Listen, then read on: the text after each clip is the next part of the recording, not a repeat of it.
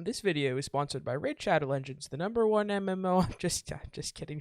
I'm just kidding. I'm not big enough to have Raid Shadow Legends sponsor me unless you wanna hit me up on the down low. I promise I'll like a wink. I promise if you hit me up and you give me some of that sweet ad revenue, I'll learn how to wink for you. In all serious though, I did want to talk about something before the video started and relating to shilling for money, and that is that I have finally created, or not finally, I have created a Patreon. I wanted to make some money off these videos to give me an incentive to keep doing them because I've been putting a lot of work into them without a ton of fruition so far in terms of Twitch viewership and YouTube viewership. Without further ado, let's get right into the video. Alright, now we are done with the intro, although I do still have a couple more things I'd like to talk to everyone about. First of all, don't forget to subscribe if you are enjoying this content and you want to see more. Also, so I can hit that sweet ad revenue until I get demonetized for swearing too much in all of my videos. Also be prepared, I'm going to swear a lot, as is my speech pattern. And the thing I want to talk about is slightly new video format. So I'm going to spend the first, let's say, 20 to 30 minutes talking about my general cube strategy and some format notes and all that kind of stuff. You know, you're probably used to this by now. And in that time, I'm going to just have this draft playing on the background, and you guys are going to get to see what picks I make and why. I'm going to leave it at 1.5 speed. It's possible I should slow it down a little bit, actually. I'll just slow it down to 1.25 speed so that it doesn't end before I move on. Or it doesn't end before I'm done talking, basically. I think that's it. So let's get into it. So first of all, I mean, you already saw it in the clickbait thumbnail and and title, but I'm 24-3 on stream. For those of you who inevitably won't believe that I have a 90% win rate in this format so far, or 89%, I guess technically is probably what I put in the video. But yes, on stream I've been 24-3. You are free to check my VODs. They are all still online. I have not deleted them. I've not deleted them in fear of getting DMCA'd yet.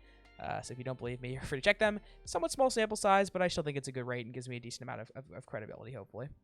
I think it's easy to fall into a trap of thinking Vintage Cube isn't skill intensive, because I was in that trap myself for quite a bit of time, until like, let's say a year ago, I think.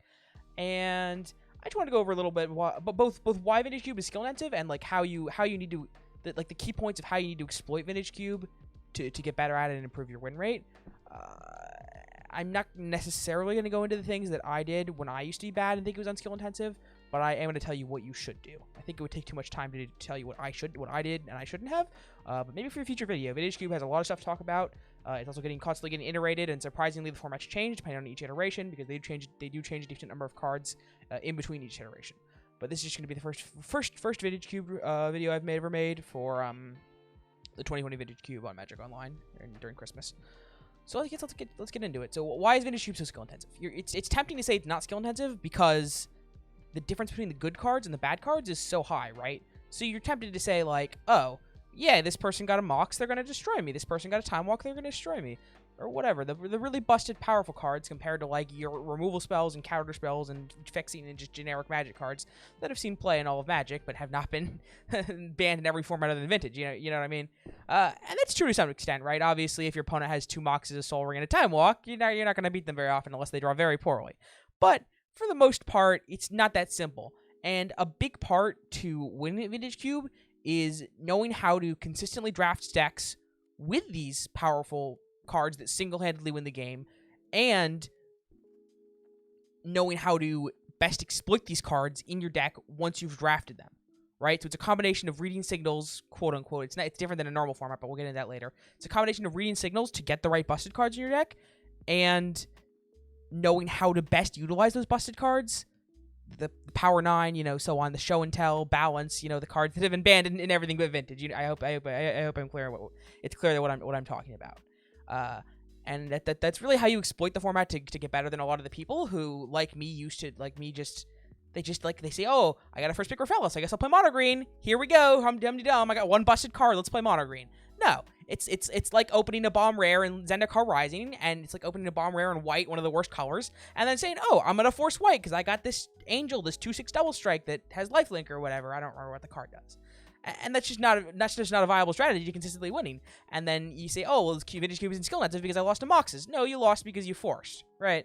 And I'm not trying to insult anybody or tell you you're bad. And in fact, I did this a lot, and I was very flawed and very salty for no reason in my logic. So I want to give you guys some examples of what I'm talking about to hopefully make it clear. I can't show you the gameplay because that's just too much work. But if you want to see some gameplay of me explaining these, go check out my Twitch channel, link in the description. So let's just go through Moxes first, because I've seen a lot of heuristics in the past that I think are very, very wrong about Moxes. And the general heuristic is, oh, it replaces a land, right? And one of your lands just doesn't have to count as a land drop. That's great.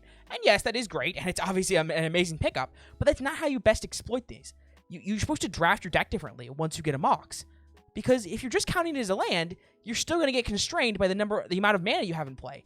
And cheating out a 2-drop, cheating out a 2-drop and a 3-drop, and then getting stuck on mana, and then just playing more 2-drops and 3-drops, is not nearly as good as cheating out a 4 or 5-drop that snowballs in Vintage Cube early, and not having to worry about being behind on board when you cheat out your big drop, or not having to worry about getting comboed when you cheat out your big drop because your opponent is still slow, right? If that makes any sense. So I like to treat these as spells, and obviously it's not this simple, and you can't just quantify this, but the general idea is you take a Mox and you up your curve very slightly, right? Because suddenly now you don't have to worry as much as long if you draw this Mox, you're just a land ahead of your opponent, right? So you don't necessarily have to worry about them curving out on you and killing you. You don't have to worry about them going Signet into busted 4-drop and killing you. You don't have to worry about them comboing you out with Randomator if you're a turn faster, right? And obviously it doesn't save you from everything, but it just makes it easier. These are all incremental steps. I'm being hyperbolic to try and get you guys to understand what I'm trying to say. Don't take my word as gospel, and don't think I'm saying, oh, Mox beats these things always and unconditionally. No. What I'm saying is it allows you to more consistently make these cards better. So when you get a Mox Diamond, a Selesnya Signet, just a regular Mox, a Soul Ring, you don't just draft your deck normally and shove them in your deck. If you just draft a Soul Ring and you just play mono white aggro with your Soul Ring, yeah, Soul Ring is great. If you draw it, it's going to be very good. But it's not going to win you the game like if you draft Soul Ring and put it in a shop stack with a bunch of Time Walks, or with a bunch of Time Walks and Wheel of Fortunes. It's going to be disgusting, that deck, and every time you draw, you're going to win the game, right? Upheaval, that kind of thing. So that's something about what I mean in terms of Moxes and powers, right? And just I don't think I need to repeat myself anymore, honestly, so I'm just gonna move on. And the other thing I want to talk about is Time Walk. Time Walk's a great Magic card. Everyone knows that. 2 mana for an extra turn, that's absurd. The worst case is it's 0 mana Explore, right? You pay 2 mana, then you untap all your lands, you draw a card, and you get to play an extra land. That's the actual worst case, is 0 mana Explore. But is 0 mana Explore that good? No, it's about the same as a Mox. And Moxes are great, like I just said, but if you put them in the wrong deck, and if you don't draft them correctly, they're not nearly as good as they could be, and they're not going to solo you the games like they could. Right? So you may be asking, how do you, it's Time Walk, how do you best exploit this? And you want to exploit the other modes. You want to exploit the snowballing. You want to exploit the mana untaps, right? If you play it on turn 5, well, suddenly it's untapping 3 mana. It's netting you 3 mana. It's exploring. It lets you attack again with all your creatures, and it lets you use all your planeswalkers again. So let's say you play, I don't know, there's a bunch of 3 mana planeswalkers that we're looking at one right now. You play Duretti and you play Time Walk. You make a token, and then you untap, you minus Duretti, you kill their only creature, so suddenly they can't pressure your Duretti anymore because you minus him to kill their creature, and you have 5 mana to play another spell. And then your opponent's just dead, right? And that's just one example. And obviously, you don't have to do exactly this with Time Walk, and obviously Time Walk isn't always going to be this good. I'm being hyperbolic and showing a situation where Time Walk is really good, and trying to get you to understand that you can draft decks around Time Walk, and you can draft decks that utilize Time Walks better than other generic decks. Again, let's just use the mono white example again. I've splashed mono white in Time Walk. It's worth it. I would do it again. Is Time Walk the best it can be in mono white? God, no. Is it the best it could be? Not even close. It could be so much better. You can do things with it with Snapcaster Mage, right? You cast a Time Walk, you untap all your mana, you play a spell, and then you untap all your mana, you Snapcaster Time Walk, you use your spell that you just played, your creature or your planeswalker, to attack or use a planeswalker, then you do it all again. And by that point, your opponent's just dead. Right? So you can cast Time Walk multiple times really easily because it's so cheap. And there it is again. There it's game winning as opposed to a very good card. Right? And it's the same thing with the Moxes. It goes from an extra mana acceleration, which will pull you ahead, to allowing you to play these snowball cards that win you the game when normally you would be too far behind to use them, if that makes sense, and I hope it does. And obviously these examples are true of most of the snowball cards, or most of the busted cards, and that you might be thinking, this is why Vintage Cube isn't skill intensive. And I'm just going to give you guys some examples right now. I'm not going to go through why these are all good and how you make them work. That would be a good thing for you to DM me, though. So some cards like this are Balance, Wheels of Fortune effects, Twin, and Sneak and Show, right? And I'm sure there's a billion more. We're playing Vintage Cube. There's a Strip Mine. How do you make Strip Mine work? I'm not going to tell you that because it would take too much time. But Strip Mine's another one of those cards that's really, really good, but you need to understand how to make it work, and you need to know the combos for it, right? And this is a great thing for you to DM me if you want to sign up for my Patreon. Link in the description, and the $15 plus tier will allow you to DM me questions, and I'd be happy to answer some questions on how you make these specific things work. And I think that's all I wanted to talk about with these things. Yeah, so I think I'd like to move on to my next topic that I really wanted to get to, which was why I think fixing is overrated in Vintage Cube, and why I think you often don't need to play more than 2 colors. Fixing's really overrated. I just said it, but I'm going to say it again for dramatic effect. It's just overrated. I used to do this myself because I'd watch LSV stream, and he would first pick Underground Sea and Tundra and Volk, and I'd be like, oh, blue fetchable, busted, take first pick, play a bunch of colors. No. Why? Why are you doing this? This is the main problem. The main problem is that everyone else is doing this too now, right? So you have to really fight for them, and the upside isn't that high. So I think the real issue is that they're overrated, right? Which makes it not worth it for you to go for them because other people are going to go for them. You can almost think of fixing as an archetype. If you're picking fixing before you know what colors you're in, you're drafting an archetype already. You're kind of committing to, I'm going to waste these picks here on this fixing over like a really busted or really good magic card, and able to later be able to slay or splash more magic cards. And usually, since you kind of have to commit to this early and draft a bunch of fixing, because if you just take 1 Tundra, well, it's very unlikely to happen in your deck. Whereas if you take a bunch of fetchables and a bunch of fetches, well, then suddenly you can draft whatever you want in pack 2 and pack 3 because your mana's perfect. And that's the idea. And that idea makes sense. And back when no one drafted these and you could pick them up mid to late game and get as many as you wanted and still have enough playables and still have really good cards in your deck, that was a great idea to do. But it just doesn't work like that anymore. So I absolutely hate trying to go for these fetchable fetches perfect mana decks because I just don't think it's worth the picks. And I think you can get by very, very easily with mediocre mana, with just playing extra mana sources with like Signets. Like Signets they're both fixing, right? They add 1 mana source to your deck without actually adding a mana source. That makes sense. This is very complicated, but I'm going to try and explain it concisely. So Signets, we'll talk about these more later, trust me. But Signets, they add an extra mana source to your deck, right? If you're playing them instead of a land. But they don't make you flood necessarily because they let you get out your snowball cards earlier. They let you get out your card advantage cards earlier. You can play them with other cards similar to how you play them with Moxes. Similar to how you play Moxes. Oh, sorry. There's some like crackling going on. I'm going to move this so it stops doing that, hopefully. Apologies for the crackling if that was annoying in the audio. Yeah, they help you accelerate, and they let you play your deck differently, such that you don't get mana flooded. Then they also give you 2 extra mana sources or 2 extra colored sources at the expense of only 1 extra mana source, right? If that makes any sense. So Signets are also fixing, even if they're off color, and they help you splash. They help you do whatever you want for splashing. So why are we trying to get these greedy like fixing decks just to pick mediocre cards, right? Because if you're wasting all these picks on fetchables and fetches, you don't get to take the busted cards I was telling you about earlier. You don't get to take, sure, you're just going to take power, but you don't get to take the more nuanced ones. You don't get to build a deck around Sneak Attack. You don't get to build a deck around Wheel of Fortune if you wasted all your pick taking lands. So then you end up with this pile of removal and planeswalkers and 5 colors, and you're just not happy. And yes, I know that's what this deck is. And don't worry, we'll talk about why I ended up in this deck after I end up going through the entirety of what I wanted to talk about. But that's the general idea, and I hope that makes sense. And your decks just aren't going to end up as good if you try and draft all these lands early, than as if you would have just drafted the really good cards, tried to figure out what colors were open and or what busted cards you're getting and how to best utilize them, and then you can draft a piece of fixing or 2 that goes late. And if you only want to splash 1 or 2 cards, you can pick up the really easy fixing that goes late, right? Because people only care about the fetches and the fetchables. They don't give a shit about Blackleaf Cliffs. They don't give a shit about manlands. That you get those third to last picks. So you want to splash them, then you just get a late manland. You play a couple Signets and you're fine. You don't need these insane fetchables to have perfect mana to make it work. Now, I want to be very clear in saying that I'm being hyperbolic because fetchables are insane if you know what colors you're in. If you know you're in a blue-black deck, you're slamming Underground Sea the moment you see it over everything good. Not everything, but most things, right? Because then every fetch you see is an Underground Sea, once you already have an Underground Sea, right? And then suddenly your mana is perfect. So I'm not saying don't take dual lands. I'm saying don't take dual lands before you're certain that you're going to be able to play them, or before you're very confident that you're going to be able to play them or use them to splash, and that they're going to be worthwhile in your deck. Okay? Does that make sense? I hope that makes sense. Again, feel free to sign up for my Patreon. I'll be happy to talk about it more. Let me see what else do I want to talk about next. All right, so I wanted to move on to like a general theme that I wanted to talk about, which is that I like to divide. I mean, this is not I like to. I put a lot of work into this video. Into like I storyboarded it. I thought it out. I thought about what I wanted to say because I thought this was an important video and I wanted to have it have good quality. And the conclusion I came to, which I didn't really have in my head until I thought it out, is that you can really easily divide cube cards into 3 different main categories, right? And use them to use them to analyze what you should be picking and why certain cards are better than other cards when everything seems the same. So Vintage Cube is not like a normal draft format, right? In a normal draft format, you have playables and that's it. All the cards are playable. The difference is colors, right? You're trying to figure out what colors are open, right? In Vintage Cube, that's not necessarily the case. Signals are hard to read because there's cards of every color, and it's very random, and it's very hard to tell what's open. It's easier to tell what's not open, honestly. But Cube, in essence, is a combination of really busted cards, the payoffs that I was talking about earlier that make it seem like Vintage Cube's unfair, and then you have the filler set support cards, right? You have filler cards, which are those are the playables of regular limited sets.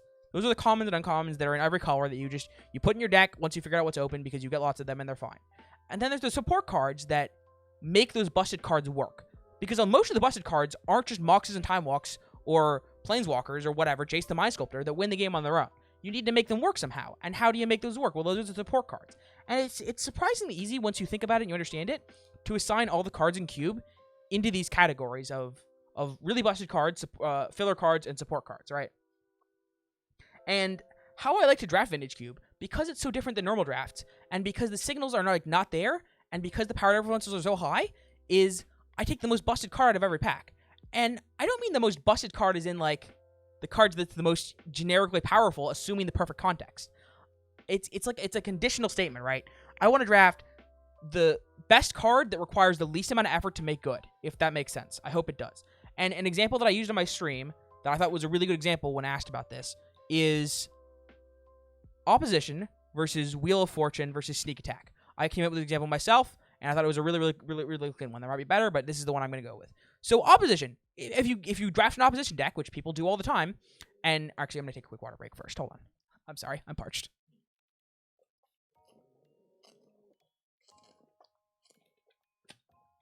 Okay, excuse me. So if you take an early Opposition and you make Opposition good in your deck, it's insane. It's an insane Magic card that's very hard to beat, assuming that you have lands and spells and Opposition if you drafted the right deck around it. However, it requires a ton of work to make good. You have to be, almost always, you have to be in green, and you have to actively draft token producers, which aren't typically good without Opposition in Vintage Cube, because board wipes are so easy to cast, and creatures just generally don't work very well in the format. Even without board wipes, they're just so slow compared to the busted things, right?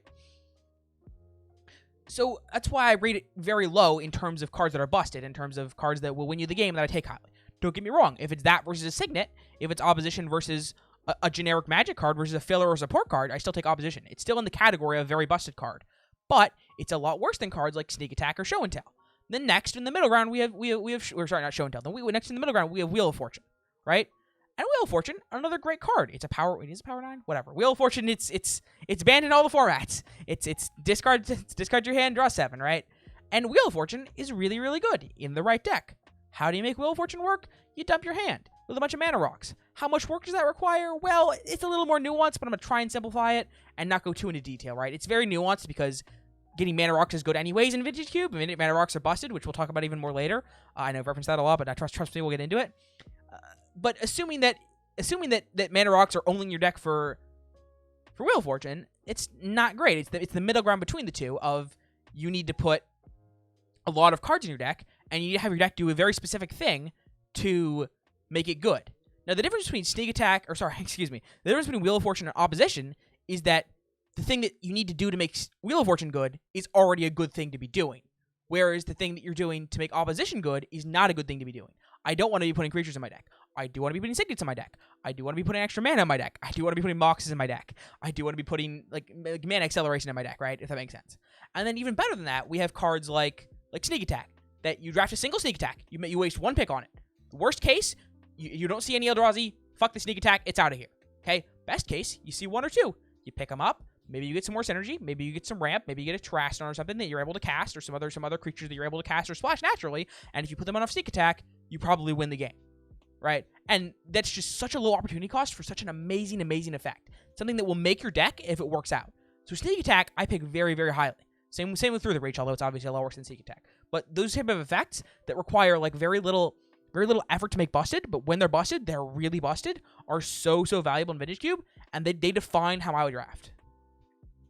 I hope that all makes sense. I'm going to leave that into sync with you guys a little bit as I try and find my train of thought again. And normally I just ramble on and on and on, but since I storyboarded this time... Oh, wait, why is that pop? Oh, no, that was on stream. Okay. Normally I ramble on and on, but I tried to storyboard this time, which means I'm actually losing my train of thought because I had a schedule and there was an organization to all this.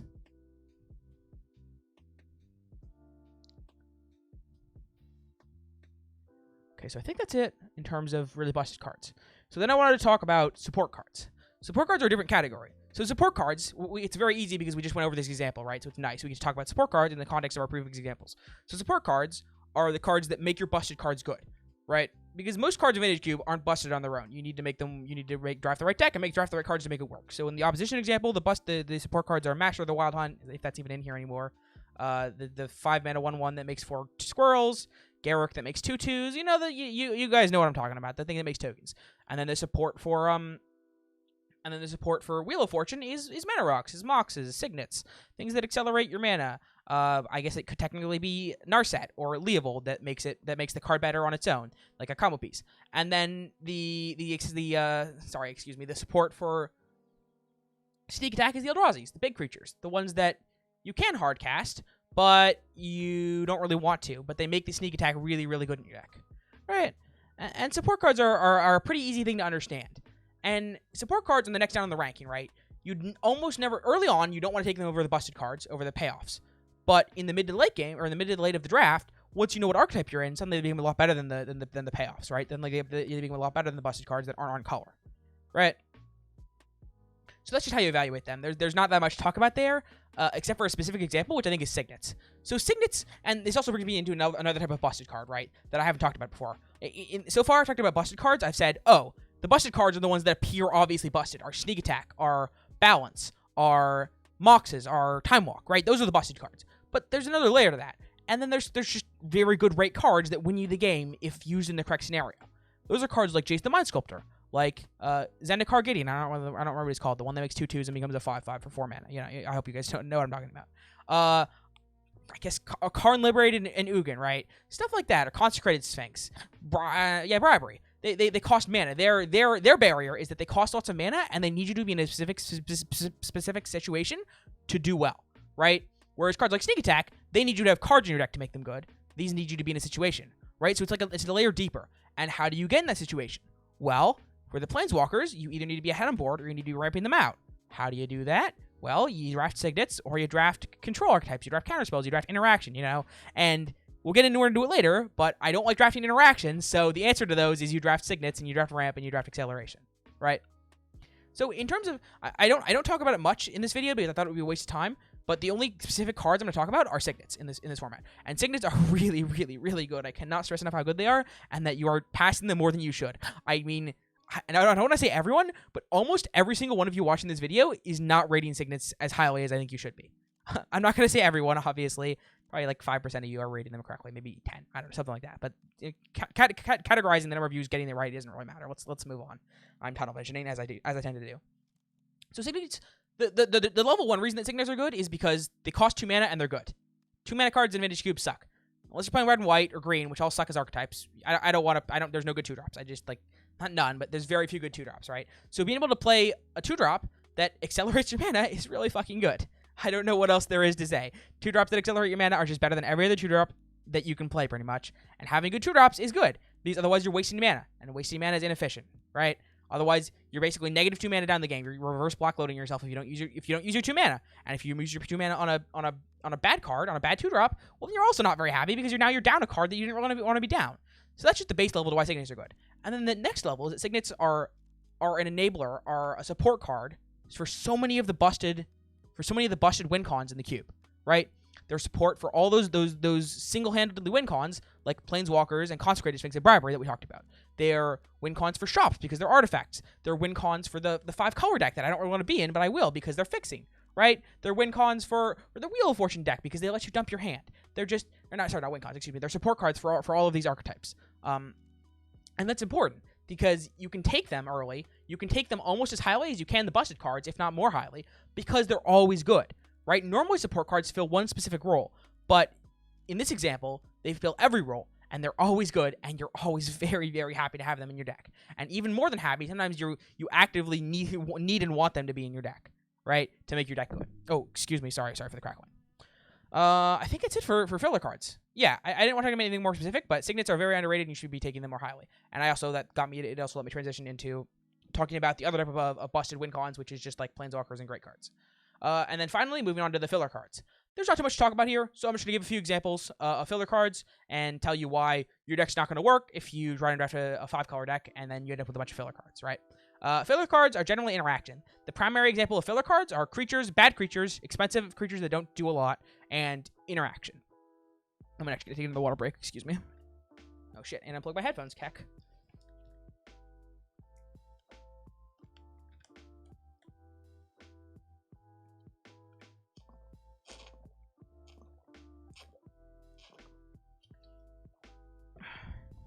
So yeah, some primary examples of filler are creatures. Let's. I mean, actually, I should have written these down ahead of time, but I didn't. So let's just come up with some creatures off the top of my head. Let's just look at the current game state. Radiant Excavator. There's a filler card. Walking Ballista. It's a good filler card, but it's a filler card nonetheless. The Shinobi. It's a filler card. It can be good in the right scenario, but it's not really. It doesn't really win you the game. It doesn't really support anything else your deck is doing, and it's very weak to a lot of the cards in the cube that answer it cheaply, right? And the same is true of interaction. Primarily creature removal, but I also don't like expensive interaction of any form. I only like 1-mana interaction in this cube, and in most cubes in general, because the issue, especially in Vintage Cube, is that there's just so many archetypes that removal is dead against, right? So putting a 2-mana removal spell in your deck, putting what is it? I mean, I don't know, Doomblade, 2-mana murder, whatever. It's like we could just say it's 2-mana murder. It doesn't even have any conditionals. It just says 2-mana kill a creature. I don't really want to put that in my deck, honestly.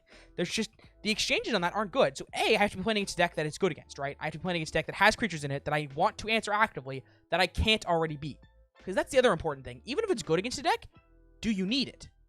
Maybe. If you're playing a deck with a bunch of Signets and Snowball Planeswalkers, like Jace, like Gideon Ally Zendikar, do you need it? Probably not. You can get away without it. You might want to sideboard it in, so it's nice to pick them up, but they're still filler cards, and you do not want to take them, and that's why you don't take them as highly support cards or the busted cards, right? And because they cost so much mana, it's just like you need to spend your entire turn usually, or play them with almost nothing else when you play them. Now, Swords to Plowshares and these type of cards are different, right? Because paying 1 mana to kill a creature is just a lot less than 2 mana, and also in white decks, this is more of a correlation than anything else, but in white decks, these 1-mana removal spells are really good because white has a lot of snowball effects, right? So being able to answer the creatures so you can get your snowballs off is really good, but that's a bit off topic. I also don't love just generic removal, right? Removal that hits everything, like Counter Judgment, Unexpectedly Absent, that kind of card.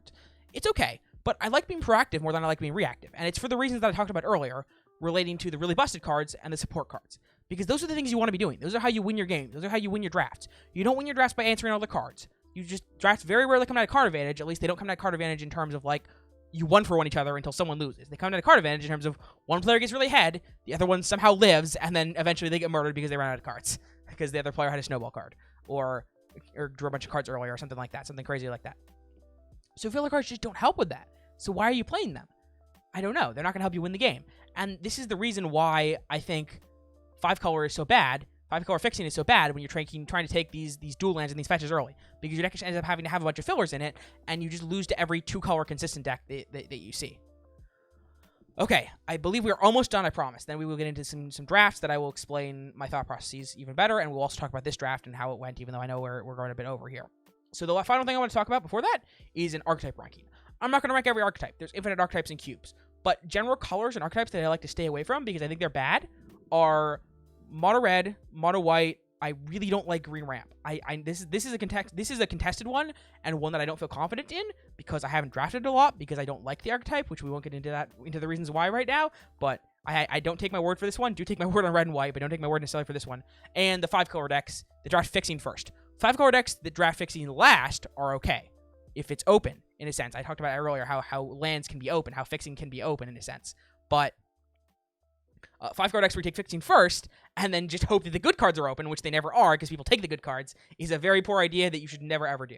And the reason that these archetypes are poor is too deep. It would be too time consuming to go into this video. That's an idea for a podcast. That's an idea for a specific video to go into like every reason why I don't want to be doing these things in Cube. But if you take my word that they're bad, you might say, why would you play them, Max? And the answer to that is what happens when you don't get the right busted cards. What happens if you don't get any busted cards? Or what happens when you get the right really good busted cards, but you can't find any of the support cards to make your deck function? Well, if that happens, if you're in a scenario like that, and trust me, we're going to go over a draft like that later. In fact, that's what happened in this draft, which we'll talk about in a second. If that happens, that you just can't make your busted cards work. You can't get a deck. You can't build a deck around these. You're not seeing power. You're not seeing the right snowball cards, or at least you're not seeing the right combination of both snowball cards and ramp, or you're not seeing the right combination of the busted cards and the support cards for those busted cards. And you also have to notice that one of these archetypes is open.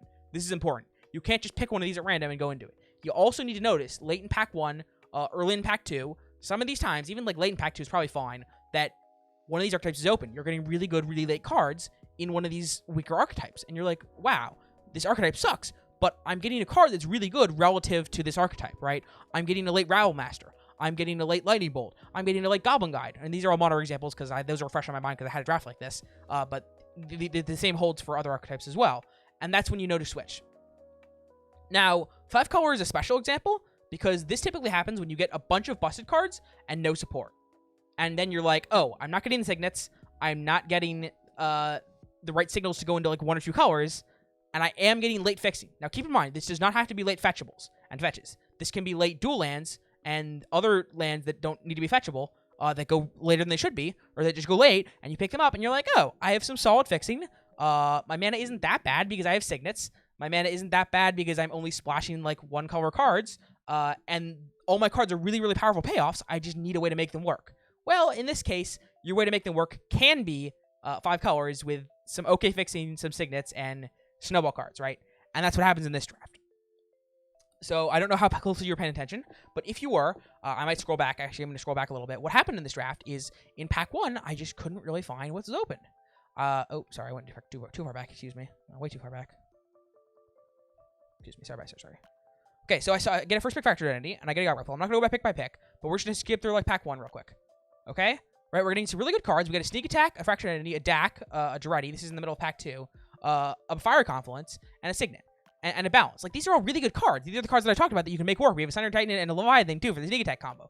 But I'm just not getting anything to make them work. I'm seeing awkward packs like this one that we're looking at right now, right? Like, what do I take out of this pack? There's nothing that good. There's nothing that works. There's nothing that combos with the cards I have. There's nothing that there's no support, and there's no busted cards. So what do I do? Well, it's looking like I can just draft a generic deck, right? I can just shove all these cards on my deck, say fuck the Sneak Attack and the rest of this shit, and just play Dak Fade and Duretti, Fire Confluence, Fractured Identity. Those are all really good cards on their own, and then play some Signets and Mox Diamonds to make them work together. And you're not happy about it, but I'm not seeing anything else, so this is what I go into. And this is a pretty good example of what I was talking about, I think, which is why I actually had it as the background draft, and why I wanted to revisit it after I was done talking about the draft. And as you can see, it ends up being a super solid deck. It's nothing amazing, but we get some late lands. Also, pack 1, I got some late lands, I believe, as I did pack 2. And so, eventually, I'm like, okay, I guess I'm just playing 5-color mediocre stuff, and I'm reasonably happy with it, right? And I'm not going to go pick by pick. I'm sure I made some mispicks, as I generally do. It's very hard to draft perfectly in Cube. But yeah, here we go. Here's some very late lands as well. And so I just, you play 5 colors. You play 4 color trash. You play 4 color pile. You have some really good cards, and you make it work because that's what you have to do sometimes. It's how you salvage it to not get a train wreck, right? Because one of the things that I used to do that would go very poorly is I would train wreck. I would say, I would have an opening like this where I would say, oh, I'm great here. What could go wrong? I have a bunch of Sneak Attack, so I can go to Sneak Attack if it's open, or if I get the right cards. I have Signet, so I can go into like the ramp deck if I get the right cards in 2 colors. I have Balance and Fire Confluence if I want to go into an artifact deck, and I have Fractured Identity and DAC and Duretti if I want to go into like a mid-range deck. And then I just don't see anything that works with any of these things. So how do you salvage a train wreck? Because it used to be I would just tunnel vision, get salty, and try and force this, and that is not what you want to do at all. There's definitely a time and place to abandon ship and cube, and this is one of those times in one of these places where you gotta have abandon ship, figure out what's open, and move into it. If mono red or mono white had been open, I had felt, or mono green even, but mono green typically isn't as open, unfortunately. But if those colors were open, I would happily abandon ship to those 2 and maybe splash some of the good cards that I'd already taken. Okay, I believe that's it I want to talk about. My throat is very sore, so I'm going to take a break. I will edit in I'm going to go over 2 more drafts. I'm going to talk about a draft I do where I'm able to correctly utilize these really, really busted cards, and I'm going to go over a draft where I audible into mono red. And then I'm going to go over a draft, if we have time and I feel like it, I'm going to go over another draft that I think utilizes the busted cards really well and read signals into the correct archetype. But I need to take a break first. I promise I will edit this in, so you guys don't have to wait at all, and I will see you very soon. All right, I am back, and I'm going to be going over drafts now. I'm going to turn my volume down a little bit too. I think it was too high before. All right, so let's get back into it. So I am keeping the speed at 2x. I first picked a Signet here. I guess I just scroll back and see so you guys can see what I picked over it. picked it over. I'm going to be going at 2x speed here because I think it's less important that I go over every single pick and compare it to every single card in the pack, which is what I used to do. I think it's more important that I relate it to the draft guide I've done so far and everything I've talked about so far, which I'm going to try and do more of, and it will let us go over more drafts, which I think is ultimately good. And I'm also always willing to feedback. I'm going to put this later in the video as opposed to the beginning. If you have feedback, always appreciate it. If you think it's too fast, if you think it's too many drafts, I find it very unlikely that you think it's too few drafts, but if you do, feel free to let me know, and I will not judge you. Any feedback also always welcome. All right, so we have a Signet, we have a Treachery, and a Jace are the only, I think, playable cards in this pack. We're going to take the Signet because it goes in every deck, and it's always quite good. I think that's a pretty easy pick. I'm actually going to pause and talk about it a little bit more, but I think it's a relatively easy pick. Treachery is very good, but it's in the same boat as Removal in that it's awkward in some matchups and awkward in some decks. And Jace is a very good 2-drop. It actually is comparable to Signet in that it's actually a very, very good 2-drop, which is kind of rare in Vintage Cube. The issue with Jace is that it's in blue, and that's why I ultimately took the Signet, because like I talked about earlier, Signets just go in every archetype, and you're always happy with them. Now, contradictorily, well, none of those, all those cards were support cards, right? Now here, we have a support card in a Signet, which is good and always going to end from my deck, and we have a Deceiver Exarch. And Deceiver Exarch is a busted payoff, right? Yes, it needs the support card. I mean, it's kind of hard to evaluate because you could see you could see both of like it and Twin as support cards, or you can see them as both as payoff cards. But I just think of them both as payoff cards because if you get the combo, it's just so free, like to have it in your deck. So I think it's pretty easy Exarch there over a Signet. We'll get more Signets. We'll be pretty happy with them when we get them. It's not a blue Signet, which would incentivize me to take it, but even that I would still probably take the Exarch. Here's a pretty easy probe, which will just put one less card in your library. There's nothing good in this pack. There's no busted cards really. And there's not really any support for anything we have either. The most supportive card is Gitaxian Pro, which basically just reduces the size of your deck by 1 and allows you to look at your opponent's hand, which is pretty free. Plowhunter is also somewhat worth considering, but I don't think so. I think this is a pretty easy probe. Now, this pack's really bad. This is where we're getting concerned that we're not going to see anything. There's an LED, which has the potential to be busted, but it's one of those busted cards, or it's one of those mixes between supports and busted cards, right? It's a support card, and it's also really good with the right, or it's weird. It's one of those busted cards that's busted with other busted cards, right? Like it's busted with the Wheel, which is another busted card. But the issue is it's so bad on its own, and there's so few cards that it's really good with, which makes it hard to pick here. But I think given that it's the most powerful card in the pack, I'm going to take it here because there's just nothing else there that I want, really. Again, like this is what I'm talking about. These drafts are the real awkward one. I'm just not getting any busted cards. I'm not getting any very much support. I'm not getting any generic support like Signets or Ramp or anything at all, really. Anything that I could just generically take and be happy with. So I have to take like a mediocre, possibly. I take a very situational support card basically here, which is either like Trinket Mage or Duretti or Turnabout or something. I end up taking I think the Trinket Mage because I have the LED, and I think maybe I'll get, I don't know, maybe I'll get some Wheels, and then I'll be happy with the Trinket Mage and the LED in my deck. I also like blue a lot more in Cube than I do every other color, so I'm always incentivized to go into blue, but I'm not sure if it's open here. Again, another pack where Brazen Bar is one of the, it's a playable, but it's a very, very good playable, right? You're very happy to have it in every one of your blue decks, but nonetheless, it's a playable, it doesn't support anything, and it doesn't win the game on its own pretty much ever. Support for Knowledge could be considered a support card, but I think it's a little awkward, and I do really like, I think Brazen Bar is one of the better just good Magic cards, because it will not single-handedly win a game, but it supports your, it can support cards like Jace the Mind Sculptor, right? It can support cards that, it's worth the mid-range you win more cards, right? As a flying attacker that murders people, and they also get you tempo, right? I think we're just memeing here and taking into the 1,000-year Storm. I do kind of hate Storm, honestly. I know this seems like a bit of a meme draft, but Storm is a viable archetype potentially, and nothing else is open. So I guess we just take that into taking the Koala Troll, and then we just we wheel nothing. Like Rakdos' Return can be an okay card in some decks, but it doesn't really. It's just none of these things. I mean, maybe this wasn't a good example to start with because I'm not here to pause. Maybe this wasn't a good example to start with because I'm not showing you how I draft Norm. I'm not showing you any of the busted cards because we're just not getting them. You're like, oh, what are you talking about, Max? There are no busted cards. So perhaps this is a poor example to start with, but it'll be over quickly, and then we'll get into another draft there where you'll see what I'm talking about. So this draft, we're not seeing the busted cards. That's the example. I think I shouldn't have started with it, but we are what we are. We are where we are. We're not seeing the busted cards. We saw a Signet Pack 1, and then Exarch Pack 2, and then an LED is vaguely considered a Signet, a support / powerful card, and then we saw Stone Nothing, right? No signals, no busted cards late, no fixing late, no good mid-range cards late, no playables late. We're just getting, we're just stone bricked here, right? So what do? Oh, here's a Goblin Guide. That's really late. Maybe we should hedge into mono red, like I talked about. There we go. And that's a big part of what I'm talking about. That's a late Goblin Guide. That's a very, very good signal that red's open, and we've seen literal nothing. And as much as I hate mono red, as much as I think it's one of the worst archetypes in the cube, there's a Vithalastic Gravel Master, right? Another great mono red card. And I just can't ignore this when I'm also getting nothing. I could ignore this if I was getting a bunch of good blue cards, but I'm not. I'm getting Stone Nothing, and I'm getting third to last pick Shrine, second to last pick Figure, last pick Maze of Ith, that's not really relevant to mono red, and great white cards late too. So I kind of have to be like, okay, wow. And then here's the really interesting pick. And I'm going to get flamed for people like this, and I will not blame them because this is a really, really tough pick. And honestly, I have no idea if this was correct or not. But I'm going to take the Chain Lightning here.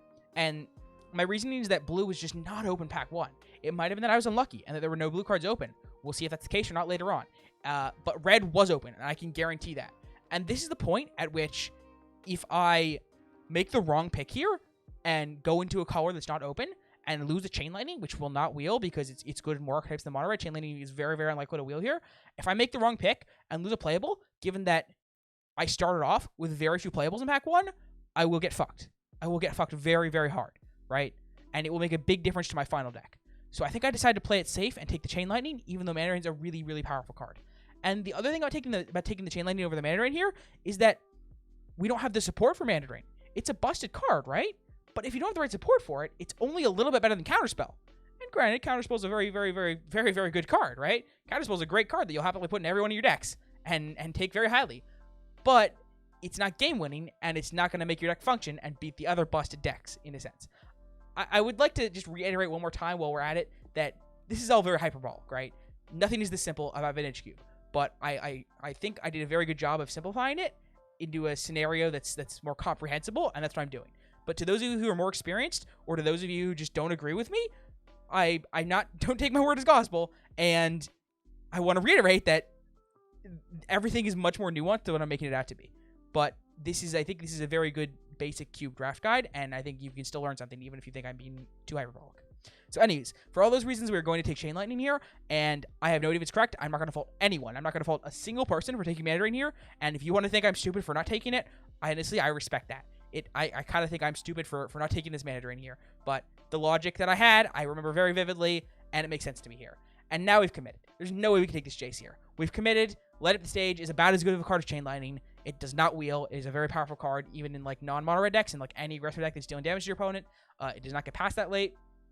And if we were gonna go blue, we had to take that. We had to take that Mana Drain, because pack 3 is gonna be even worse after having passed that Mana Drain, in my opinion. We'll see. Maybe I just get punished. Vintage Cube is hard because it's possible that pack 1 blue was super open. Just no cards got open that work together, right? And that can always happen. But you have to take what you're given, and what we've been given is mono red, and we can guarantee that mono red's open because we did get good red cards late in pack 1, right?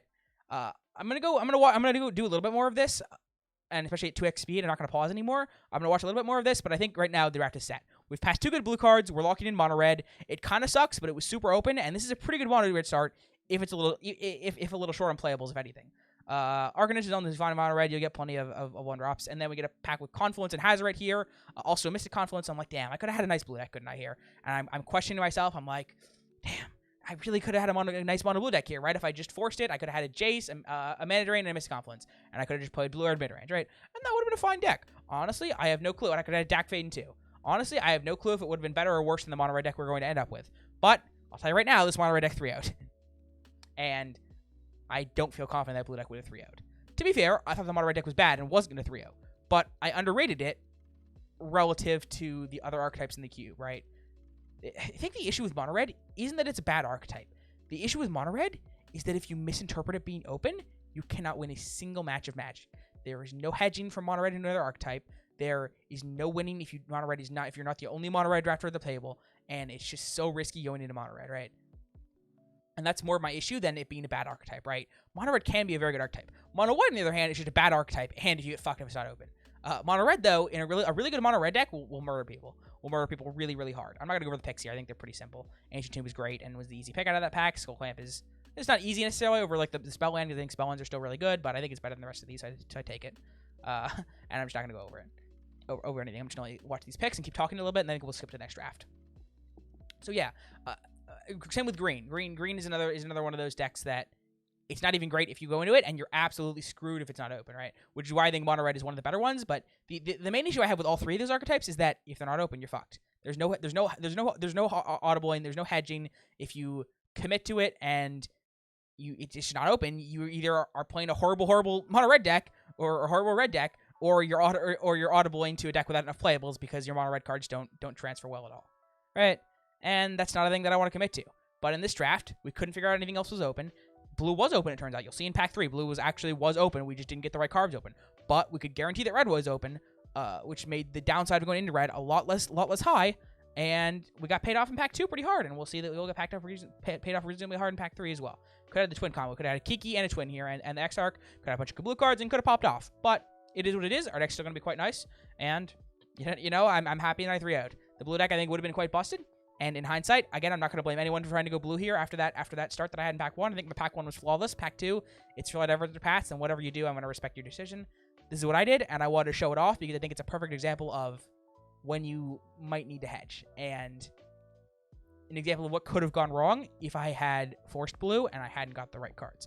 I did, but it's very easy to imagine what happens if I don't get past all these good blue cards in pack 2 and pack 3, and my deck is just unplayable, and I lose. I think that's it here. I'll just tell you right now, we saw more blue cards. We saw Time Warp. We saw the Mana Lake there. We saw the Bribery in the pack before. We're going to see even more busted blue cards. We're going to wield the Twin. We could have had a great blue-red deck, but it is what it is, and this red deck did 3-0. Okay, so let me find the timestamp of the next draft that we're going to do, and then we'll move on to that. It is 2:38:51. Let's go to that. 2:38:51.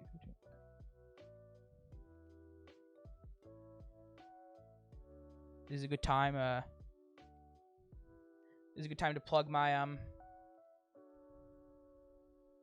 This is a good time to plug my Patreon and all of these other, and my Twitch and everything else. I put a lot of work into this video. I storyboarded it for like 3 hours. I am going to be doing a bunch of editing after this to try and get these all together and making thumbnails and titles and all that shit to try and clickbait you guys or whatever. So please do subscribe. It would mean a lot to me, and please do check out my other forms of content and on my Patreon. Okay, so we see a Soul Ring here, and we slam it. It's the best card in the cube, and that's that. Maybe second. I'm actually not sure if Soul Ring's better or worse than Time Walk. I think it's better, but honestly, I have no clue. So we're obviously just taking Soul Ring here. I don't really need to talk about much. Sucks to pass Mana Drain, but what are you gonna do? There's a Soul Ring. You don't pass that card. And I don't think I need to explain why, but here, what I can talk about in this time is what works well with Soul Ring, right?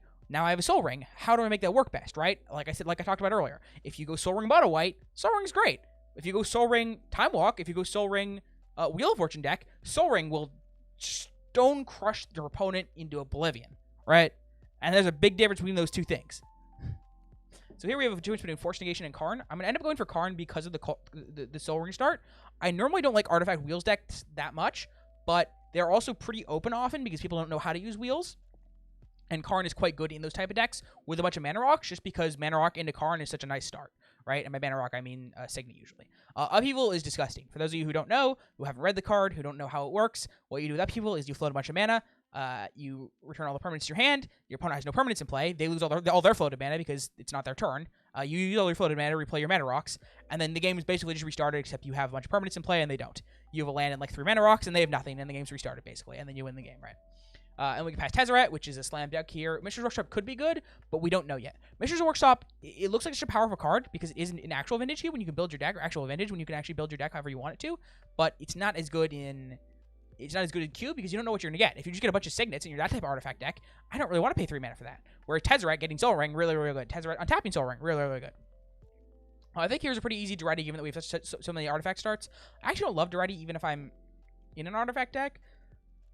But I think it's the correct pick here. I could also see Hydra Crisis being the pick just because it's such a nice mana sink.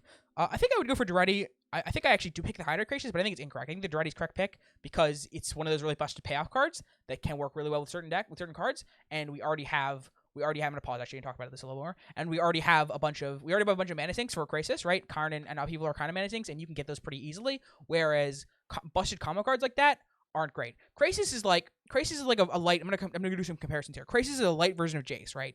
Jace is one of those cards. I said if you're in the right scenario, it is one of those insane bombs that wins you the game, right? Crisis is like that, but a lot worse and a lot more situational, right? Whereas Daretti is one of those cards that it's one of those really, really busted cards that if you have Marauding Sphere in your deck, if you have Sunrise Titan in your deck, if you have Mindslaver in your deck, it's insane, right? And if you don't, it's unplayable. It's like a not as good, but it's that type of insane bomb, right? And so I think that's why it was the correct pick there, as opposed to Crisis. But even I don't always adhere to my strategy. No one is perfect, and I think that was a mispick. But I'm glad I got to explain to you guys my thought processes there. Okay, I think here's pretty easy mirror battles here. We're getting a little high on the late drops, but we have a Soul Ring. We'll get some signets. People don't take signets that highly yet. Actually, there's a good chance we'll see. If this video pops off my last Zendikar Rising video, this is a pretty easy pick. I'm not gonna go over it. If this video pops off like my last Zendikar Rising video draft guide, then everyone's gonna adapt my draft strategy, and it's no longer gonna work anymore. So be aware of that. You're not gonna get late signets anymore probably after this draft goes live, depending on the view count. But if you were the one of the ones who sees this in the first day or two, you go ham, you pick all those signets, and I won't contest you. I'm gonna try and get one more day of streaming tonight. I guess they'll probably release this Wednesday morning, so I'm gonna get one day of streaming in tonight before everyone adapts this and start taking all my signets, I think.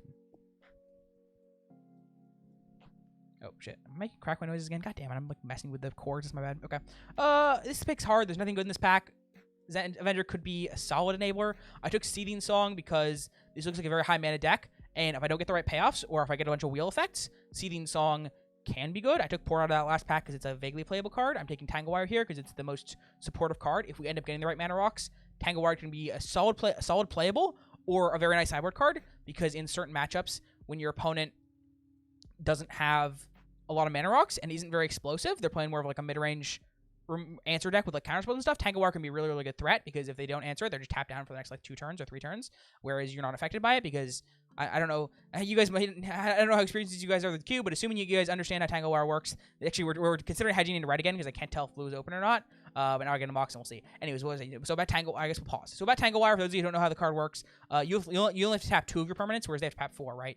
They tap 4, then you remove a counter and tap 3, but it can tap itself, right? So in total, you're only really tapping 2 of your permanents, whereas they tap 4, and then them 3 you 1, and then so on. So you net some mana and shut them down really hard.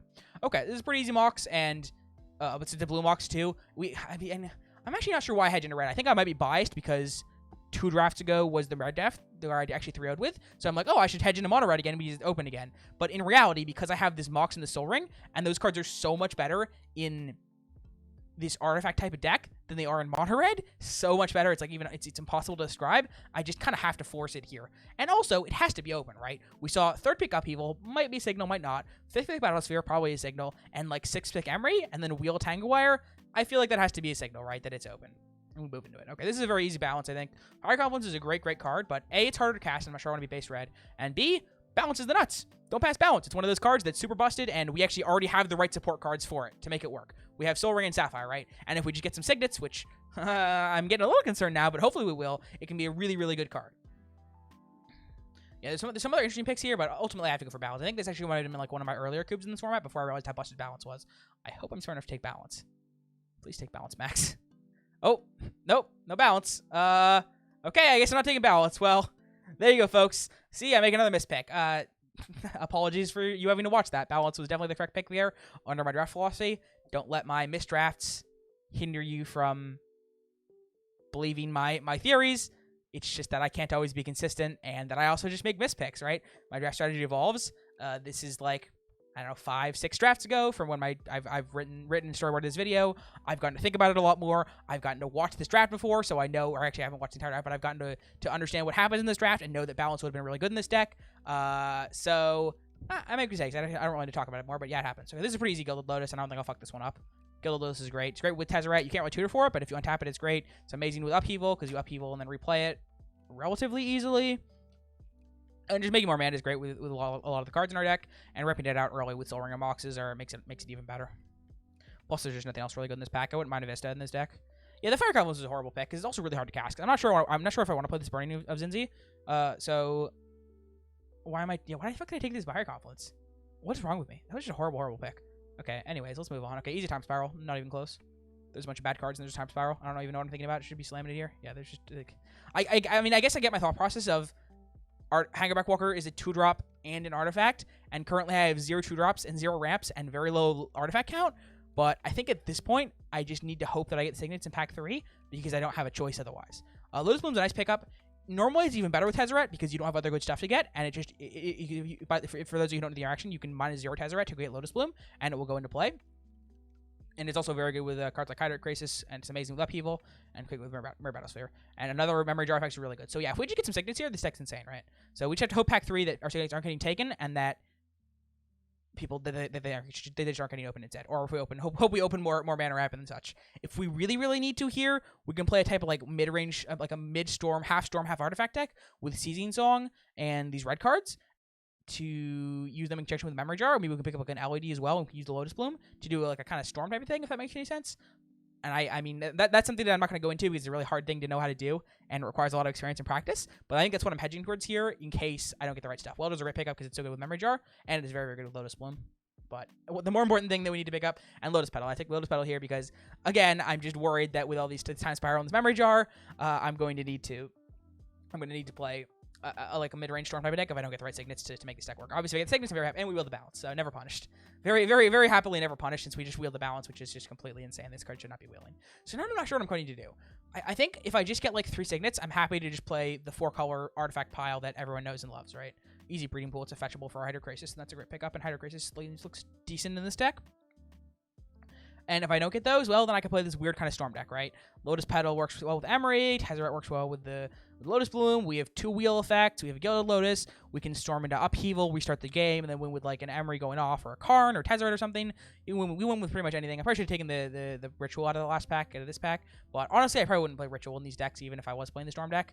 Seething's not different because it's net 2 mana, but Ritual's only net 1 mana, and it's all red mana too, which sucks. This is a very easy Ugin. Jace is a great Magic card, but it's only very good if in this scenario. Like, it's one of those, I talked about this a lot already, it's one of those contextual cards. You need to be ahead. If you are, it wins the game. If you're not, it just dies, right? And also it's double blue, and we're having a hard time getting ahead because we have a very slow, like, more combo-oriented deck with a bunch of wheel effects, right? And card advantage is not nearly as good with wheel effects, which makes Jace a lot worse. Whereas Ugin wiping the board, very good after a wheel effect, if you need it. Or very good before a wheel effect. Then they spend a bunch of resources killing it, and then you Time Spiral Memory Jar and use all your mana, right? And then also, excuse me, sorry. And then the other reason that I don't like Jace there is because I don't have any signets, right? So I just, even if the card advantage was good, even if Jace was good in my deck and had good synergy with my deck, I can't consistently get him to play without him dying because I can't cast him early, right? And that's the big issue. So Wheel's going to be great, but I just can't take Wheel here. I'd love to take Wheel, but I can't. I cannot justify taking Wheel here because I just don't have the mana for it. I just don't have the mana ramp. Like, I just have seen 0 signets so far. I still haven't seen a single signet. I have 1 Soul Ring, which is great, great and good. But what happens if I don't draw that Soul Ring? Am I gonna wait till turn 5 to play Gilded Lotus into Wheel of Fortune? Like, that's a fine play, but it's not amazing. And I think at that point I'd rather just take Cryptic or Time Warp here. And I'm going to take Time Warp. And this is I'm not going to get into this too much, but I think Time Warp is underrated. That's all I'm going to say. I don't really want to feel like talking about all the reasons why. I've already talked an absurd amount in this video. My head is starting to hurt, in all honesty. But Time Warp is a very, very underrated card, and I'm happy to put it in almost every one of my decks. And it just has so much good synergy with a lot of the cards in this format. Okay, we've got Signet. Thank the Lord. Thank Jesus Christ. Holy shit, that's so amazing. A single Signet just adds so much, and I'm hoping we get even more. And this is actually a good signal that we might see more later in this draft because it's pretty late, and unless everyone else has been taking Signets and they just have enough now, it probably means that the Signets haven't been opened, and we're going to get even more. Sorry, the crackling is happening again. I think my cord is touching the floor is the issue. Okay. Anyways, okay, stop doing that. Oh my god. I'm just gonna stop moving. Is that fixing it? Okay, whatever. Apologies for the low video quality. Okay, then we get another one. Holy shit. And you know me. I love a good Dak Fade, and I would hate passing that card. But this is the point in the draft where I talk. Oh, this is a great thing to talk about. I'm glad I could talk about this. I'm gonna pause the video. I know you missed the pick, but the last pick was Dak Fade versus Sorry Signet, and we've reached the point in the draft where it is correct to take the support card over the busted bomb, over the busted game winner. We've reached the point in the draft where we have these game winners. We have Ugin, we have Battlesphere, we have Crisis, we have two wheel effects, we have a Time Warp, we have Tezzeret to get our good stuff, we have Upheaval, which wins the game with enough mana. What we don't have is the support of ramp artifacts to get us to these. So what do we need? We need those artifacts. And Dak's great, but what happens when your opponent doesn't play Mox? What happens when you're 2 behind on board and he just dies instantly? What happens then? Well, the rest of the cards in your hand are looking pretty shitty now, aren't they? Right? Because you didn't get to ramp them out and your deck just died. And then you're really sad. So as much as I hate it, you have to take the Signet there. And again, a Signet. I wouldn't mind H2 in this deck either, but Paying Life is kind of shitty for your mana unless you're an aggressive deck. And also Signet's actually the Stone Nuts here, the Uber Nuts. I have a choice between Trinket Mage and Signet here. And this is an interesting choice. It's not really relevant to the stuff I talked about earlier, so I'm actually just going to skip over it, but I go for Signet because I think Trinket Mage is more likely to wheel. And that's just all there is. No, I just don't think about it more because Ancient Tomb's also in the pack, and the decks that want Trinket Mage probably also want Ancient Tomb. So, whereas every deck wants Signet, so I think I'm going to take the Signet in the hopes that Trinket Mage wheels. Even though it's a really, really good Soul Ring. In hindsight, that might have been a mispick because Soul Ring is so absurd in this deck, especially with like Upheaval and the Time Spiral effects, but it's fine, honestly. Signets are really, really important too, just to get us to that point. Because turn 3 Trinket Mage is just so awkward, right? Turn 3 Trinket Mage, and then turn 4 Soul Ring, and then I guess you can play 5-drop if you actually drew a 5-drop, but it just can be awkward. Nothing good here. Just sideboard a Shark Typhoon. Nothing matters. I'm just going to not talk about this pick. I think we're nearing the end of the draft, and I think it's... Is it obvious? Oh, God, this is a tough pick. Signet versus LED. Damn, another tech pop one. Okay, let's pause. Okay, so LED is really good in this deck. LED is 3 free mana if we have Memory Jar or Time's Power, right? And it's also amazing with Balance. This is a combo that I actually learned about recently. Balance with LED is insane. You just discard your hand, and that's it. And you don't use the mana, but you discarded your hand, so your opponent does too. And that's all there is to it. So if you're ahead on board, if you have more mana, if you just go turn 1 Soul Ring, so you just go turn 1 Soul Ring, Mox, Signet. I mean, this is obviously insane, but you can turn 1 Soul Ring, Mox, Boros Signet, filter in red-white, play Balance, discard your hand. Then you just start the game with 5 with a land and 5 mana, and playing your opponent starts the game with no cards in hand, right? And that's obviously a hyperbolic example of it. But the combo is nice and the combo stands. I think I have to take the Signet here because Signets are so important and take my losses that I don't have the LED. Also, there's a very, very small chance that LED goes last pick, considering that Balance wheeled, and I think a bunch of other really good cards wheeled pack 1 too. Yeah, this is a tough pick, but I just have to go for the Signet, and if it wheels, it wheels. If it doesn't, it doesn't, but Signets are way too important here. So yeah, this deck really, really paid off. I got a little greedy, but there was no real opportunity to hedge, so I feel good about picking, and that's a minute example, but that's an example of the man lands going late and then being really good, right? I pick it up, it splashes it's tap land, red-white, taps for red for the Welder, taps for white for the Balance, and that's all there is to it. Take a Relic, doesn't really matter, these packs are irrelevant, but yeah, I should take the Signet there. We wield the Wheel of Fortune, so that's amazing. So this is just looking amazing, right? This is an example of, we found what's open. So this draft, we didn't really read signals, but we found what's open in terms of the busted cards that we're getting. And then it also happened that because we were getting these busted cards, it meant the archetype was open, right? And we were able to get this really, really good deck that utilized our Soul Ring and our Mox Sapphire well, right? We wielded the Treasure Mage too, which is, I mean, obviously we got lucky. We got lucky that archetype was open. We got lucky that we got last big LED. We got lucky that all these good cards went so late. But even without this happening, our deck is great, right? We opened a Soul Ring. We took the busted cards that the Soul Ring enabled really well, right, to make a good Soul Ring deck. We opened a Mox. Again, lucky, but we also drafted well to be able to utilize that as best as possible, right? If we had just pack 1, we hadn't after pack 2 or mid pack 2, we were like, wow, all I have is a Soul Ring and a Mox. Where are my Signets? I guess I need to go into a different archetype. That would have gone really bad for us, right? And it's a very delicate balance knowing when to stay and when to leave. And it's hard for me to explain it to you guys, but I have faith that you'll pick it up with context. And if you want to learn more, you know it, you guessed it, shill for Patreon. Go. Okay, I should stop shilling. It's really just I'm even annoying myself. Okay, I'll stop shilling. Okay, so one more draft. I think it's all I want to talk about here. I'm running out of energy, unfortunately. I feel like I could have explained better how this exemplifies my draft strategy, but I hope you guys understand how it did. You know what? I'm gonna try it. Let me drink some water, and then we'll do a little recap. Hold on.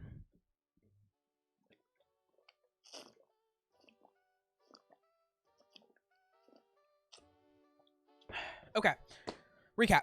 Okay, so we open Soul Ring, right? What do we do with Soul Ring? I'm gonna put myself in the example of a generic person who doesn't know my draft strategy, right? Oh, okay, I got a Soul Ring. I'll just draft normally and put the Soul Ring on my deck and be super happy, right? Okay, I draft mono red, I draft green, I draft mono green, I draft mono white, I draft 5-color pile and take Fixing highly, and Soul Ring's a good card in my deck, but doesn't win the game. Okay, and then you compare that to this draft, where I actively know what's good with Soul Ring, what the good payoffs are for Soul Ring, and how to draft a busted deck in general that Soul Ring enables the best, and I do that. And I find, okay, second pick Karn, nothing else good. Okay, fine, we'll take the Karn. Third pick, Upheaval. Upheaval's an insane card in general. And with a time and with a Soul Ring, wow. Okay, let's get some wheel effects. Let's get some more ramp, and let's get some ways to tutor for the Soul Ring, right? And then we pick up an Emery later. We pick that up over another playable card because we know that has great synergy, right? And then we just kind of figure out what's open. We don't see much else of any other color, but we do see some mono red cards, right? So we're like, huh. Well, I haven't gotten any Signets yet, but I have the Soul Ring, which is best in this artifact deck. I have an Emery, an Upheaval, and a Karn. So I'd prefer to go into this deck, and I'm going to try and hedge towards it. But I want to note that if I don't get the right stuff, I can still go into mono red because it also seems quite open. We got a very late Bowman Courier, which is an insane card. We got a very late Hell Rider. We picked up a Fire Confluence because it's good in this deck too if we were able to cast it. And so on.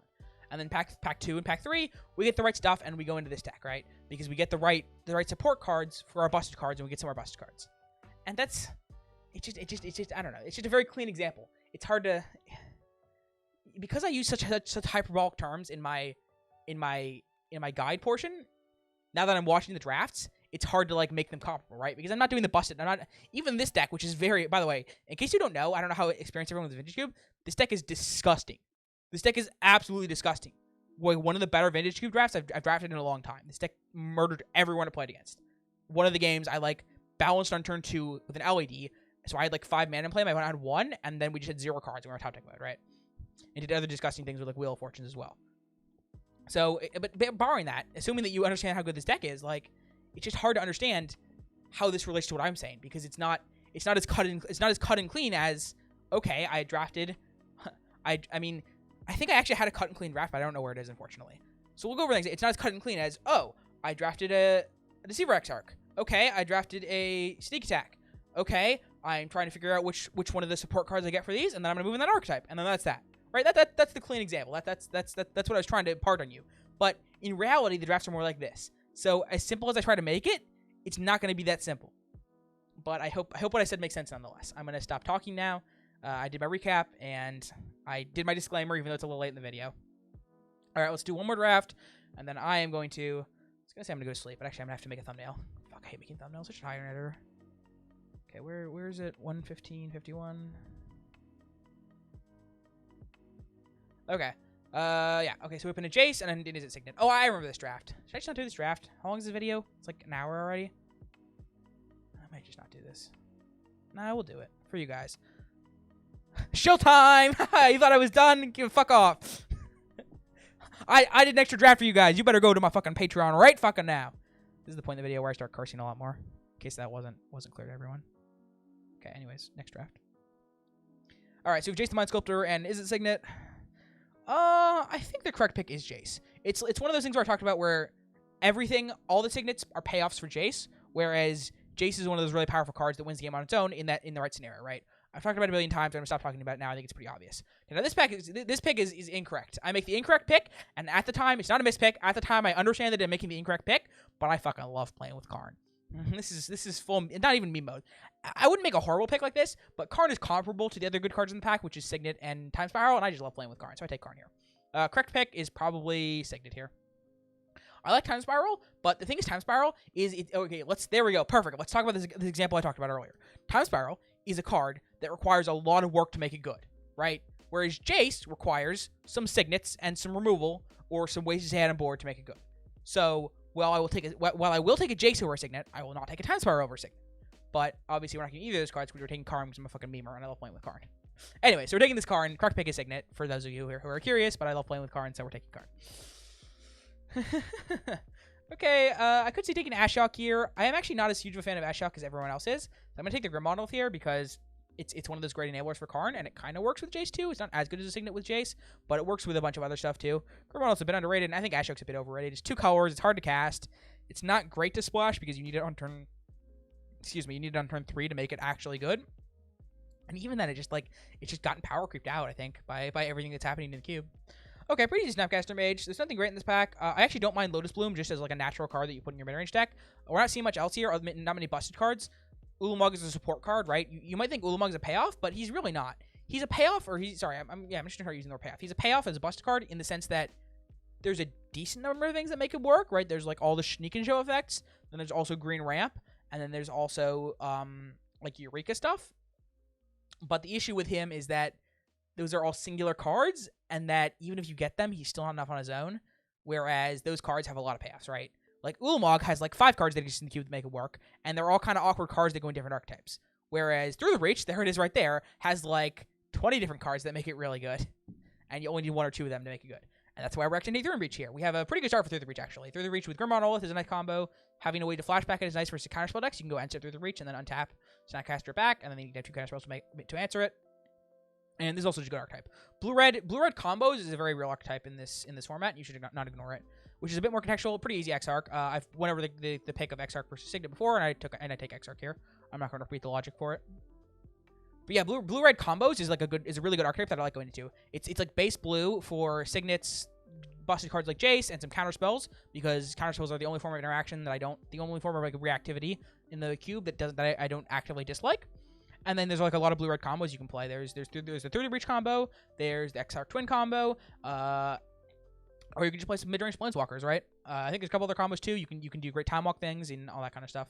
Duretti, there we go. You can do shops things too. Yeah, you can do shop things. That's the last one, is shops things. So yeah, blue-red is a great base for combo decks, actually, and it's one of my favorite archetypes is just blue-red combos, and then you draft the payoffs early that go in your blue-red deck, and then you figure out what the hell's open later. So this looks like a great start here. I don't know why. Wait, why didn't I take the ready there?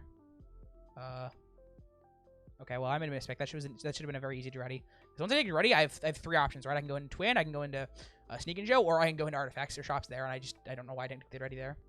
Okay, I guess we're taking Chain Lightning here, I would hope. Max, are you going to punt some more? It seems like a pretty easy Chain Lightning to me. It's a very solid red card, because it's 1 mana. Like I talked about earlier, I'm okay with interaction as long as it's 1 mana.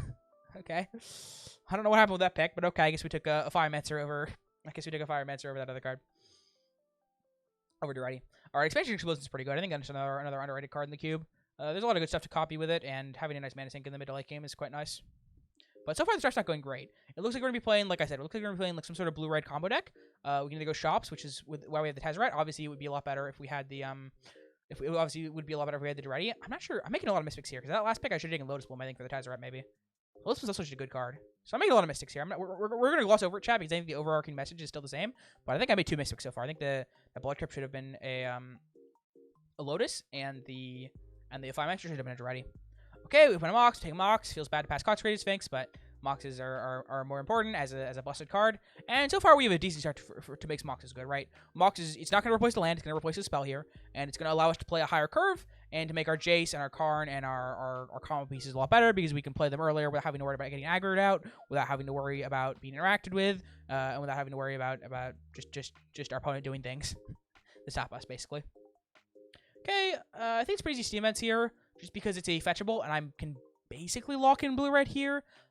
Blue was open pack 1, enough to guarantee I can be in blue, and I'm at least splashing red for some of these cards. If I'm in this X-Arc combo, or if I'm in X-Arc combo, Twin combo, or if I'm Through the Breach combo, either way, I'm playing red. And if I play like Grixis mid-range, I'm probably still playing red. And if I'm playing shops, I'm probably still playing red. And now I get Sneak Attack. So now I feel somewhat comfortable locking in Sneak and Show, but I do still need to get some of the Eldrazi payoffs, right? I still need to get some of the good cards to put in off Sneak Attack and Through the Breach. But right now, we're feeling good, right? We read the signals, quote unquote signals. They're not signals as you know signals in typical drafts, but they're signals in the sense that they're signals in the sense that we got these are the cards that we were offered, right? We're taking the cards that were offered and we're figuring out what we can build with the cards that were offered, and we're building the right deck. So Java takes Force of Will over Upheaval. I'm actually going to end up regretting this slightly, but Force of Will, the reason for this is that with Sneak Attack and Through the Reach, I feel pretty confident because these are the 2 main combo pieces. Show and Tell kind of sucks, and these 2 are really, really good. So having 2 pieces allows you to very easily take all the cards to cheat on off them and be happy with them, right? Pretty easy Trinket Mage here. There's nothing really good in the pack, and Trinket Maging for a Mox Ruby is always pretty good. 2-drops are okay as long as you're playing Planeswalkers, or 2-Gs are okay. Normally they're not relevant in Vintage Cube, but they're okay as long as you're playing Planeswalkers because it helps you protect them and lets you trade off. I'm going to skip ahead a little bit. I feel like, I really shouldn't have done this draft. I'm too tired. I'm sorry. I know the commentary's kind of trailed off, but I'm doing my best, and I apologize for the lack of good commentary. Wow, very, very late Fact or Fiction. I'm very happy with that, too. Card's great. Let's be dig. I feel like I already have a decent amount of card draw, but digging it's both card advantage and it digs for our really good cards, such as Sneak Attack and Through the Breach, and also for our Eldrazi payoffs and whatnot. So right here, it seems like I feel like I'm just going into blue right here, into blue red Sneak and Show. I just need to get some payoffs and then we'll be good to go. Wheeling a Jace too is insane. That's such a late Jace.